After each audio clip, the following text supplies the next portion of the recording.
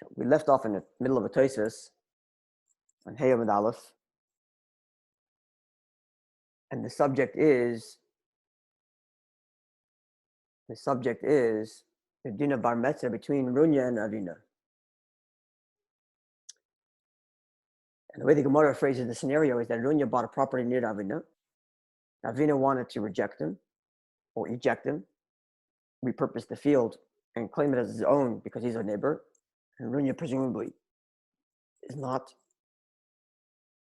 And Rav Safra talked him out of it by saying, Arba l'tzala, Arba l'tzalala. 4 goes to the tzala and 4 goes to the tzalala. Now, what exactly this statement is the whole discussion. And we had a number of different approaches. One approach in Rashi, 2 similar ones, but whether expressionism is different, but the Nikud is the same, in that Rav Safra is telling Ravina to have Rahmanas in the poor guy. Essentially, Runya is poor. According to one version, he was just poor. In another version, he was actually a shoemaker and he'd make a lot of money. And the statement Abba l'tzala is a description of how difficult it is for a person who trades in shoes to make money, because of how expensive it is to pay for leather and how expensive it is to pay for the guy who does the leather. And therefore, have Rahmanas and let him have the field to make a living. As we explained last week, as we noted last week, from this perspective, Ravina has a proper and real halachic claim to the property, and Rav Safra is not countering his halachic claim. Rav Safra is just telling him to go lefnim mishur sadin, to be a bench. You have enough fields already. You're doing fine, and Runya is struggling. He needs to feed his family. Let him have it. One approach in Rashi. The other approach in Rashi, which was, as we noted, from the Marshal, and it's a Hagah from the Rashbam, which is quasi-halachic in nature. Because Runya's field, the field that Runya was buying, right, is outside of the 4 fields that surrounded Runya. So it's taka neighboring directly to Ravina's property, but Runya is not that far away, because there's only one field dividing between him and that new field. And in this, if you have the picture, the diagram, it's number 1 here. The original story was Runya in the middle and Ravina all around. This is the new property. So it's true that it's right next door to Ravina, but Runya is not that far. And therefore, the argument can be made that he'll still save money by having them close by. You'll only have to pay for one watch person to watch them both. And there's a number of different expenses that Marsham says, even though it doesn't elaborate what they are, but he says when the 2 fields are near each other, it's easier to keep an eye on them and therefore cheaper. And therefore, it's not necessarily, I'm not convinced that this is a halachic counterclaim, that Runya is also considered a neighbor, but at least it's within the scope of the halacha of the din of bar mitzvah, because the din of bar mitzvah, the din of the neighbor, is predicated on the fact that having 2 fields near each other is cheaper, easier, and therefore first right goes to the neighbor. And here, Runya, even though he's not an actual neighbor, because it's very close by, it's still a gain to him. These were 2 approaches we saw in Rashi. Then we had Tosafos' approach after a number of questions that Tosafos asked, one of them being, what's the connection between this story and the previous story? And also, it seems like Ravina, he said that the language of Savar, the Gemara said that Ravina thought to remove Runya from his property. And Tosafos says that language implies that Ravina made a mistake in his halachic claim, which means that the discussion between Ravina and Rav Safra is halachic in nature. Ravina is saying that he has a halachic claim to the property, and Rav Safra is saying, no, Runya also has a claim to the property. So how do we understand it that way? So explained Rabbi Tam, and from there we're going to go to the Maharam, which further explains this. The Maharam, the Rabbi Tam said, actually, you can go straight to the Maharam and we'll see it there. He says in a very clear, beautiful language. So if you're looking at the WhatsApp, it's one of the pictures I sent last week.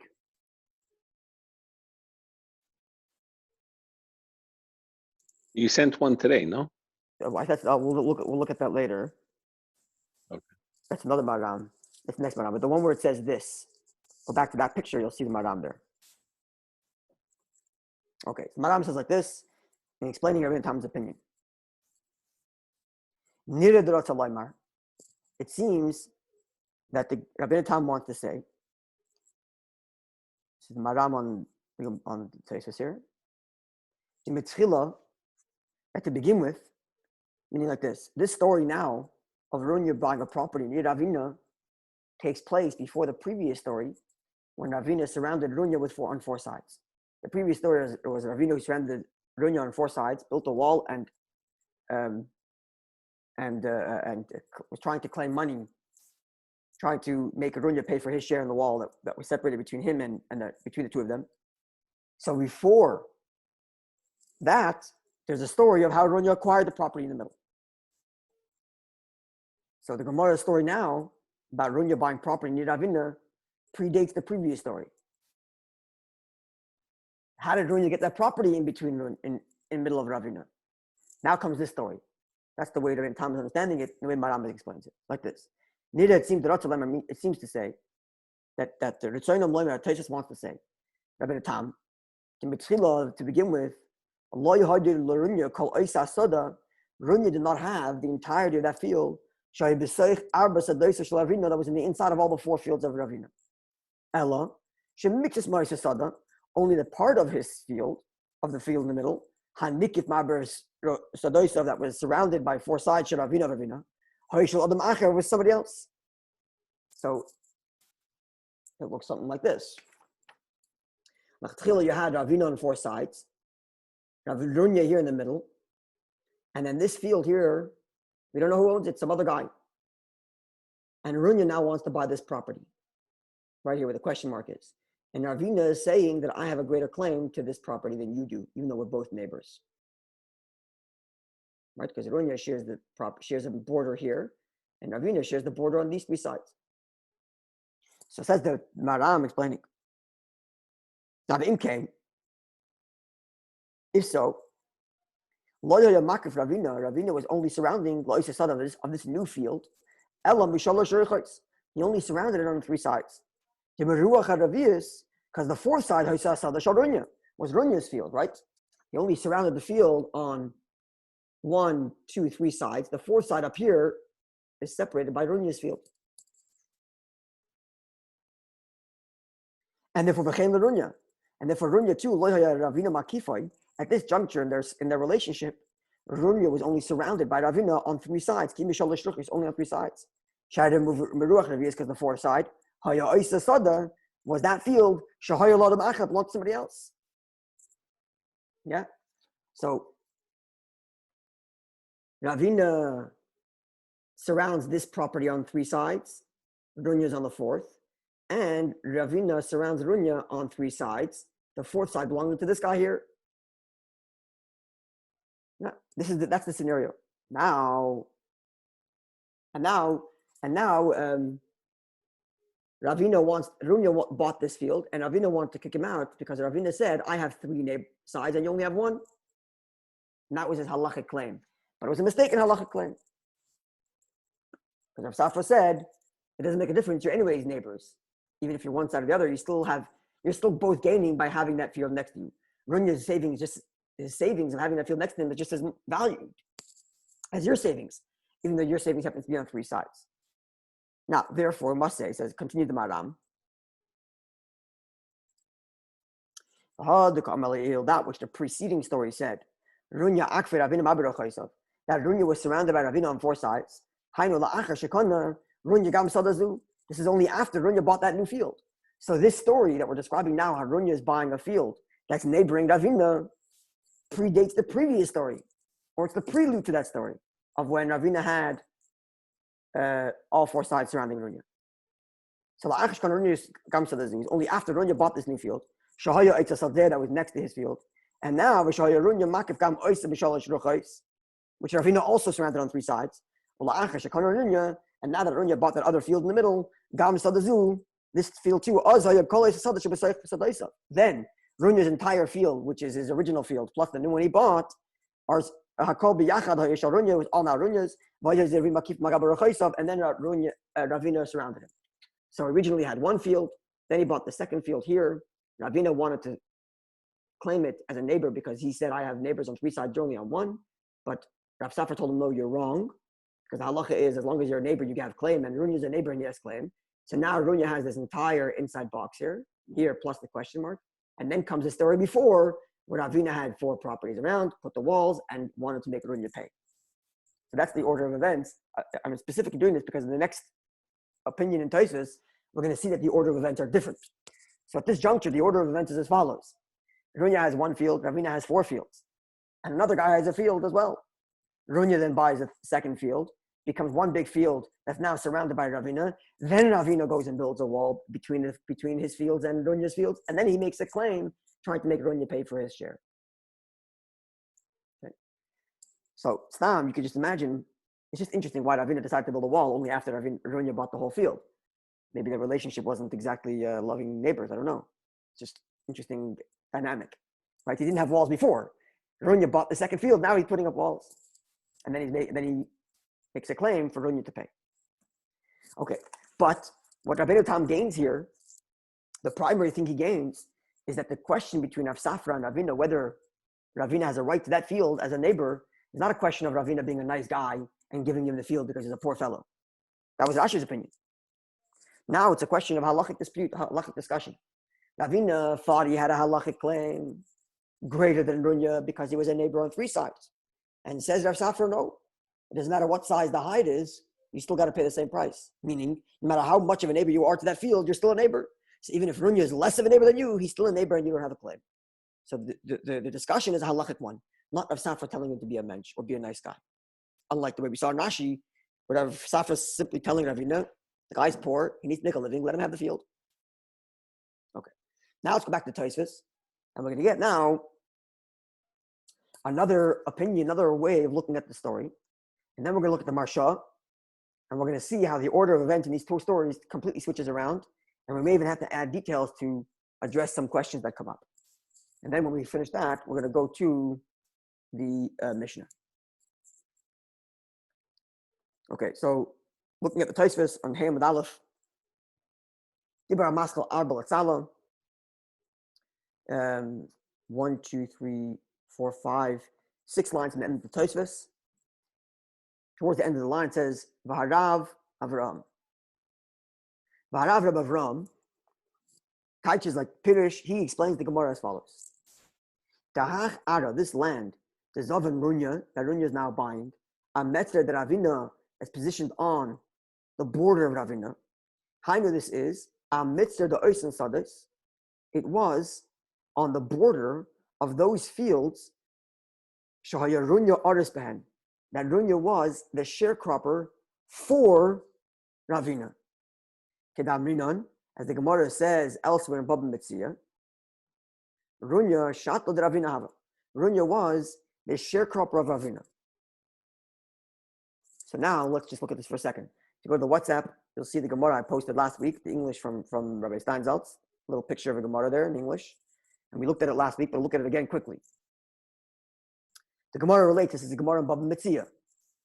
The Gemara relates, so we read this story last week because Tosafos asked, why is this story of Runya buying a property next to Ravina coming up now? Seemingly it's unrelated to the issue of neighbors building walls between each other.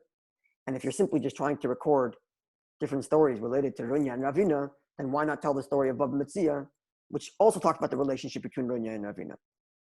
So what's the story there? So Tosafos basically argues from the fact that the Gemara says one story here and one story there is because it's precise. So there must be some sort of connection between the previous story and this story.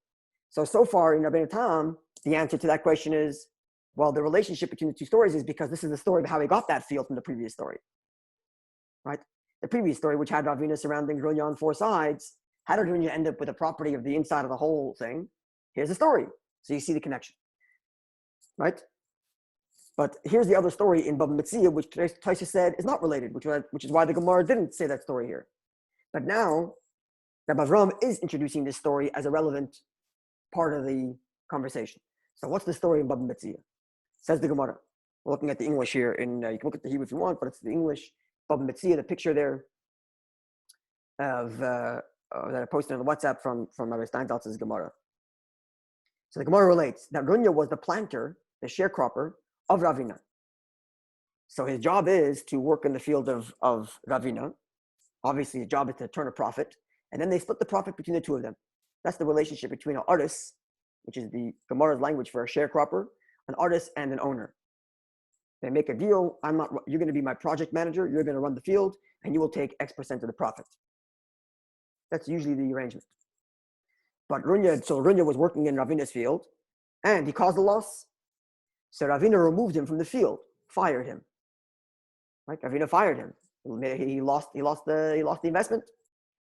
So Ronyeh became before Rava and said to him, telling Rava, the local Rav, right, the same Rav of the previous story, let the master, meaning let Rava, see what Ravina has done to me. He threw me out of my job. I can't lose a job.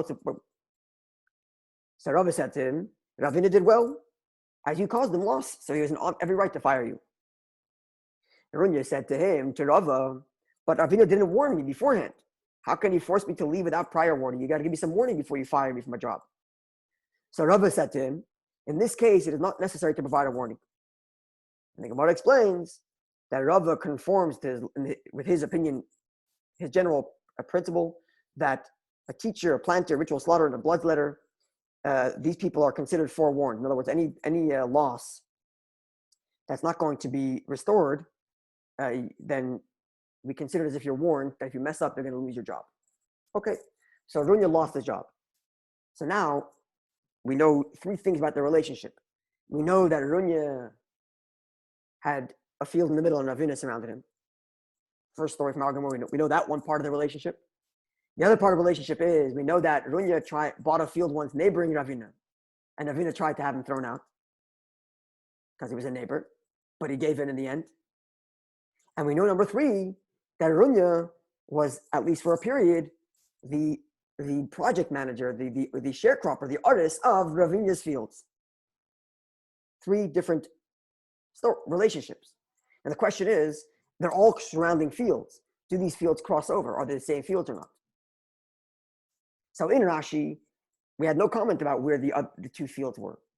There was one field surrounded by Ravina, okay? And there was another time, presumably, that Ronyeh wanted to buy some other property near Ravina. Maybe it was on the other side of those fields, or maybe it was some other property that Ravina had. We have no idea. But in the previous comment from Rabbi Tam, we do see the relationship because these two stories in our Gemara are related. We have the story of Ravina surrounding Ronyeh, and then the next story where Ronyeh is buying property next to Ravina is the story of how he got that property in the middle. Now, where is Ronyeh a sharecropper for Ravina? The story in Bava Metzia, no comment from Rabbi Tam. Maybe it's another field that he's operating for him. But no comment. But now comes Rabbi Ram and says it like this. Back into Tosafos. Rabbi Ram Perek, this field that Ronyeh is buying now, next door to Ravina, amidst the Ravina on the border of Ravina. Hainu, this is amidst the Oisen Sadis, it's the neighboring of those fields, Shayar Ronyeh Aris Behen, that Ronyeh was the sharecropper for. As we saw before in the Gemara in Bava Metzia, that Ronyeh Shesala, I'm not sure I pronounce this word, Shasla Shesala, the Ravina Hava, Ronyeh was the sharecropper of Ravina. So now you have like this. Ravina has a field. Ronyeh runs the project, runs the property, he manages it. And now Ronyeh wants to buy a field next door to a field that he manages for Ravina. And Ravina wants to remove Ronyeh from that property because he's a neighbor. So now Rav Safra tells Ravina, you think you have a halachic claim to that field because you're a neighbor, you own the property next door. Even though Ronyeh does not own any of the property that he is managing for you, you own the property. Klum at all. He doesn't own anything. Nevertheless, because he works in that field, he manages for you. He's a neighbor. And there's actually a halachic precedent for them. Maybe later we'll look at the Nemuka Yosef, who brings the halachic reasoning for this. But the point that Rav Safra is telling him is a halachic claim. You, Ravina, say you're a neighbor because you have a halachic claim. Says Rav Safra, no. because Ronyah works in your field, he's also a neighbor. Because imagine, it'd be very easy for him. Right? The whole point of the neighboring, the halacha of the neighbor getting first rights is to make it easier for him to manage two properties. So it works for Ronyah's benefit too. Because he has one property to manage for you, Ravina, and right next door he has his own property. It's very easy for him to manage both because it's right next door. It's going to become like one big field, half belonging to you, Ravina, half belonging to him. And if what Rav Safra says, Ronyah has an equal claim as a neighbor just as you. Because even though he doesn't own the property next door to this field, he works in the field next door, which happens to be yours, Ravina. That's what Rav Safra is telling Ravina. So what does that do with Arbel Atzala, right? That was the statement he told him. 4 goes to the Tzala and 4 goes to the Tzalala. So what's Tzala and Tzalala? We already established that Tzala means leather. So 4 for leather and 4 for bigger leather, right? So how does it play into this story here?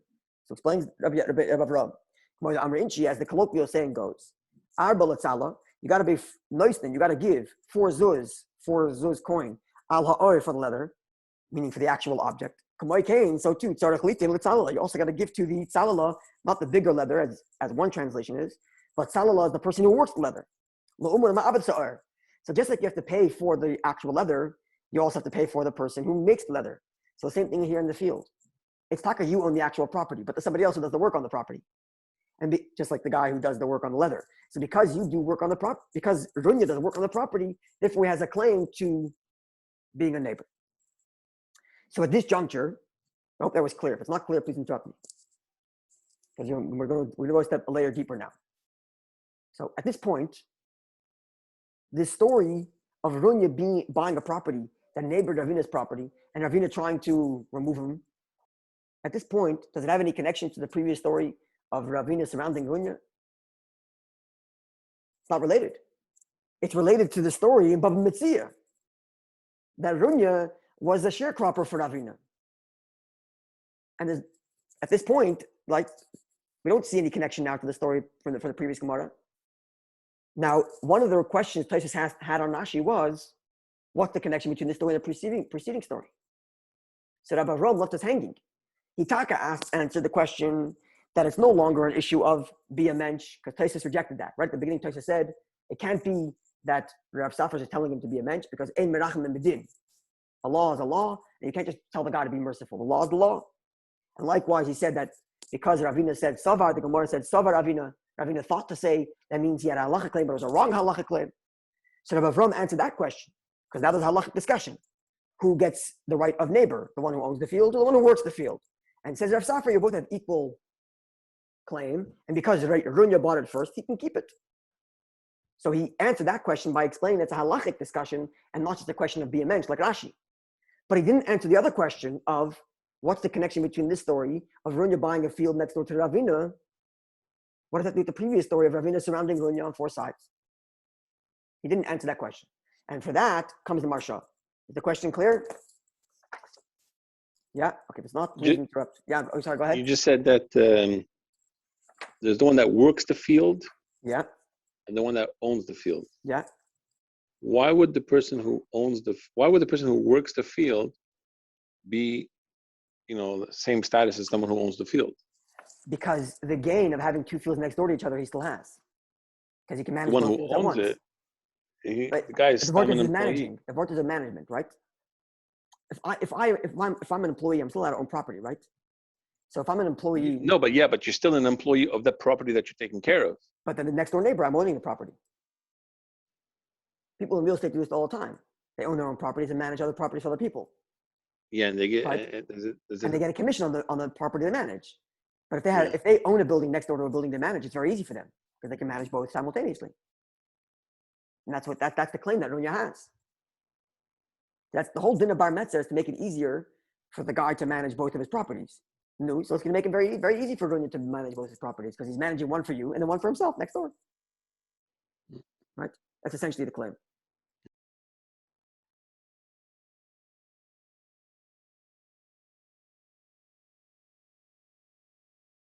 It's essentially a claim. Okay, so now let's look at the Marsha. Sorry, so what was the question left unanswered?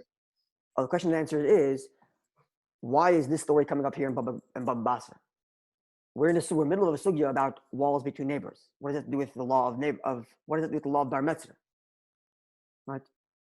But now in Rabbi Tom's answer, we have the answer because this is the story of how Ronyah bought the field of the previous story. The previous story where Ravina surrounds Ronyah, this is the story of how he acquired that field. So it's kind of related. But now that we're talking about the field that Ronyah is managing for Ravina, so this second story seems to be more related to the story of Bava Metzia than it have to do with the story of Bava Basra. Right? So now we have the Marsha. Okay. So the Marsha is where I wrote and this. You go to that picture. If you have the Sefer in front of you, go and look at the Marsha itself. Okay.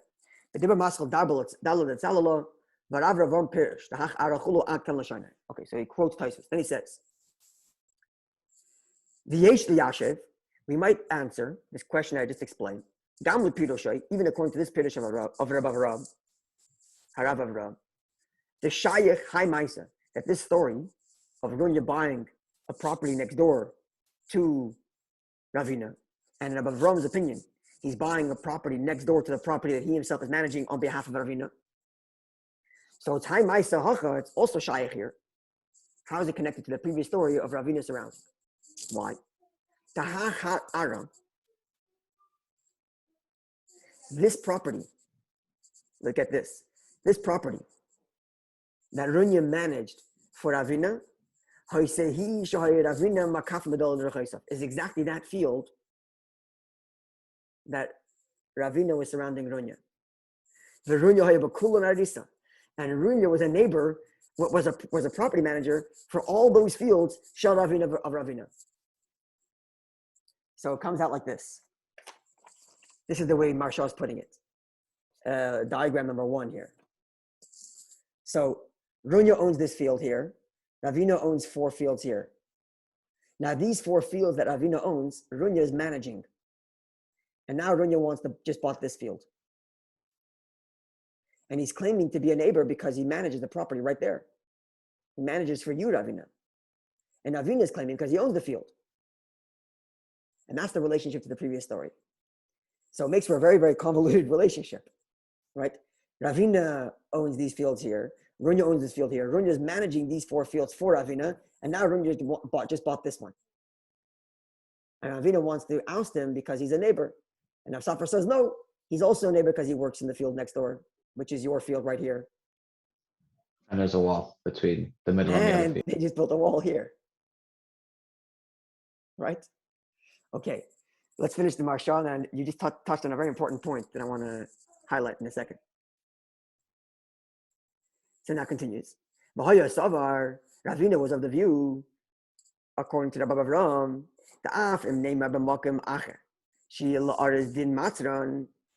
Ravina figured, even though elsewhere the halacha is that someone who manages a property also gets the law of the neighbor because he manages a property even though he doesn't own it.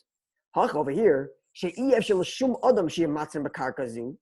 impossible for anybody else to be a neighbor to this property. Sorry, 1 second. No, I'm sorry. I made a mistake. Back up. I'm sorry. So it's not this property he's buying. He's buying this property inside here. Right? I'm sorry, he's not buying this property. He's buying this property. This was the Rashbam last week. He's buying this property in the middle here. But he manages all these 4 fields. Then he buys this one in the middle. And then he builds the wall between the 2 of them. And when he's buying this one, Ronyah is buying it as a neighbor because he manages all these 4 properties. So he's a neighbor on all 4 sides because he manages those 4 properties. And now he's buying the one in the middle. But Ravina is claiming, look, nobody else can access this field but me. Because I'm the only one who owns the fields around it. So maybe, even though ordinarily a sharecropper gets the claim as a neighbor, in this case, because I have full circle around it, therefore I get a better claim even than Ronyah, even though he manages my property. Okay? So let's get the order of events. Ravina owns 4 properties, and Ronyah is managing it. Ronyah makes enough money to buy the property in the middle. Ravina wants to oust him, can't oust him. So instead, what does he do?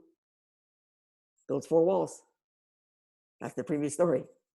That's basically what happened, right?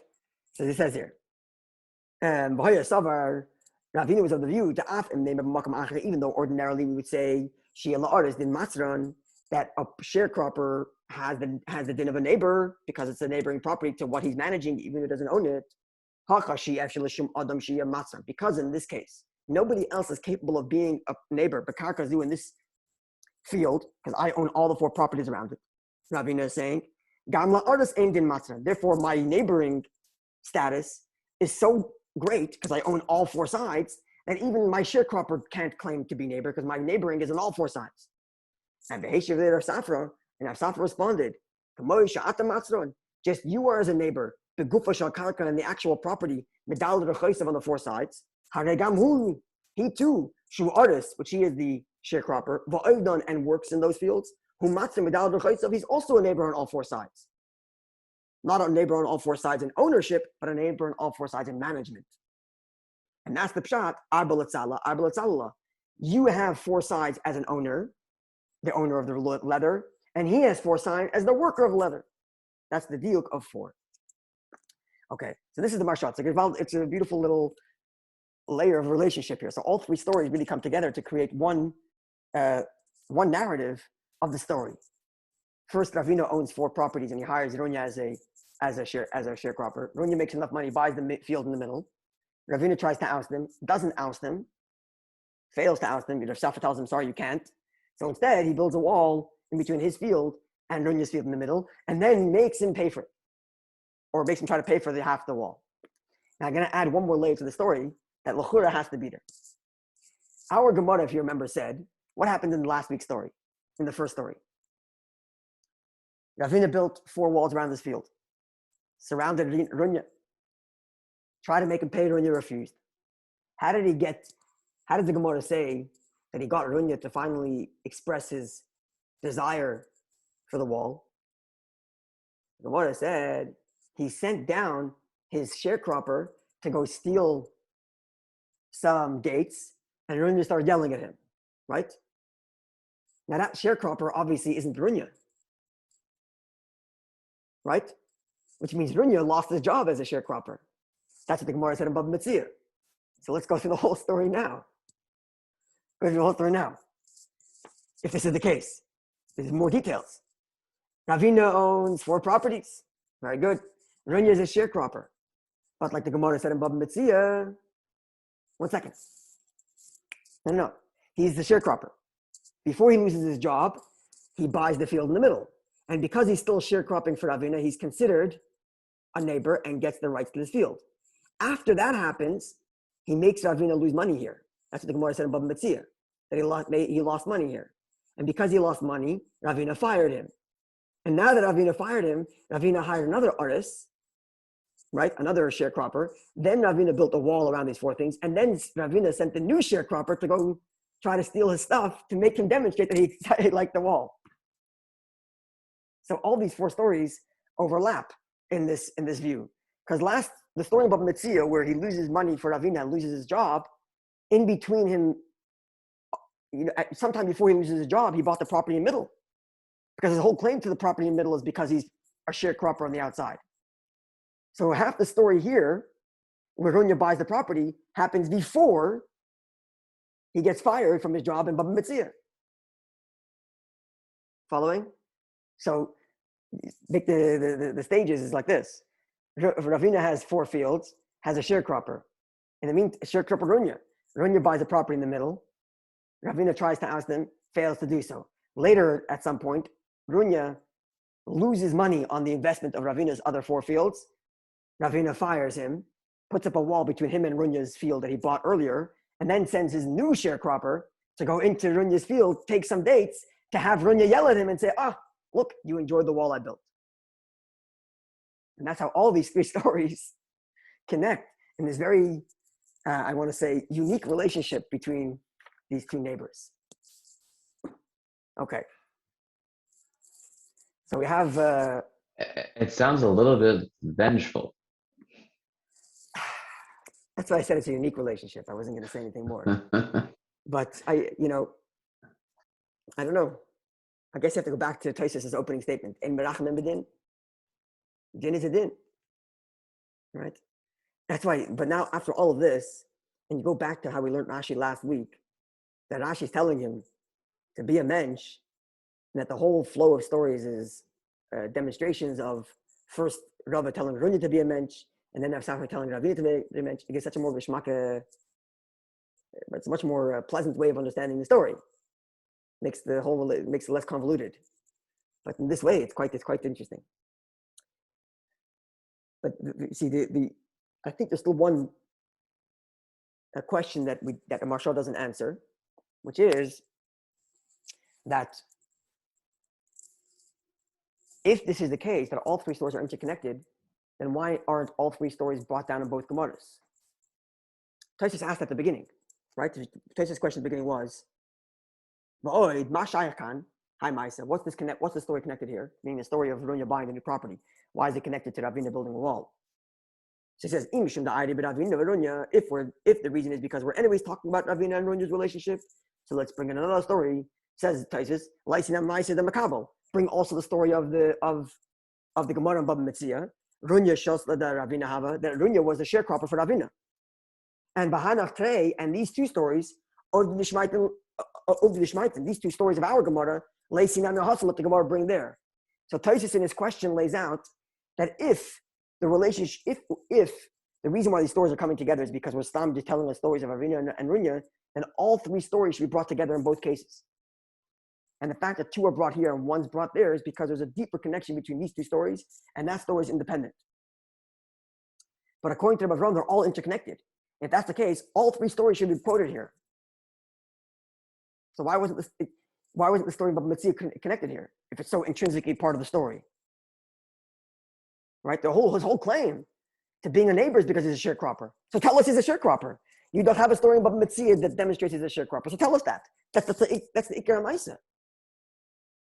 So I think it's one of the questions that's still not answered even by Rabbi Avram's explanation. And what was Tosafos' answer before? Rabbi Tom's answer before was very clear. That it's talking about the story of how he got the whole middle, right? Ronyah had one property here, Ravina on four sides, and Ronyah now bought this property with the question mark. And that's the story of how he got the field in the middle, around which Ravina earlier built the wall. End of story. Ronyah managed the property, unrelated. Right? Now, the truth is, we have to look at the Gemara and Bava Metzia again.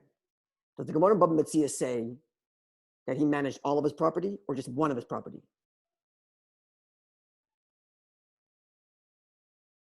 Have to look at the Gemara and Bava Metzia and see the Mefarshim there, because the Mukha Yosef over here refers to him as, he uses an interesting language. He calls him artist base of it, artist bate ovis, meaning it seems like, at least from some of the Mefarshim, let's look at the Gemara and Bava Metzia more detailed, that Ronyah managed all of Ravina's property, all of them, until he was fired. That's what it seems like. That's what it might seem like. In which case, that story is related to any fields, no matter where you slice it. No matter how you cut the story, Ronyah is anyways the sharecropper of these fields, which means you're still stuck with the Marsha's, long-winded narrative of him being a sharecropper, buying a field, neighboring, and then losing it because he lost the money, right? On the other hand, in Rashi, it seems like Ronyah's Ronyah Nebach. He's a shoemaker who barely has a scratch together living. Plus, he's trying to make some money by managing Ravina's property, and he lost his job. So, it adds to the Rachmanis. Rav Safra is telling Ronyah, Ravina, have a Rachmanis in this guy. Let's just let him keep the field, and hopefully he'll make some money on this new field he's buying. So, there's that also. Right? Which also might add to the fact of why Ravina was okay with taking so little money from him. Because he knew he doesn't have that much. But he was making demands on him anyway. Maybe he'll go for it, making demands to demonstrate what the halacha is. Who knows? Right. Okay, so rather than starting the sugya now, let's start tomorrow night clean, fresh sugya, starting with the Mishnah, God willing, tomorrow, fresh new section of the Gemara. Anyway, I found this whole details of this, so I found it very geschmack. I hope you did as well. Okay, good night. Good night. Shkoyach. Shkoyach. Night.